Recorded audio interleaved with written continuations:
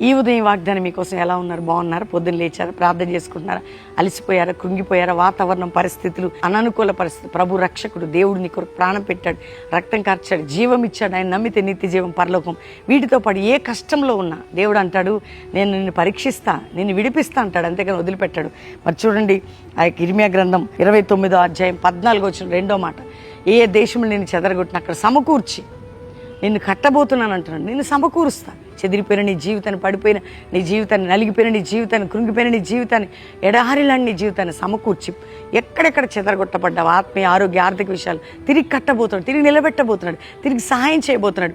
ఏ దేశం నీ మాటలు వింటున్నా నీ లైఫ్ కట్టబడబోతుంది. కాబట్టి ధైర్యం తెచ్చుకో, ప్రార్థన చేసుకుందాం. తండ్రి, రక్షణ లేని బిడ్డలకు రక్షణ, రోగులకు స్వస్థత, వ్యాధి, బాధ, చింత, దిగులు, ఏ దేశంలో ఉన్న వారి ప్రార్థనలన్నిటికీ జవాబేయండి. మా దేశ ప్రజల్ని వాతావరణం, తుఫానులు, వర్షములు, గాలులు అన్నిటి నుంచి విడిపించి, ప్రజలు ఏ కష్ట దుఃఖ సమయాల్లో ఉన్నా సాయం చేసి, మ్యారేజ్ డే, బర్త్డే బిడ్డల్ని విడిపించి, అందరి కష్టమును తొలగించి అద్భుతమైన సమాధానం ఇచ్చి సమకూర్చమని యేసు నామములో అడుగుచున్నాము తండ్రి, ఆమెన్.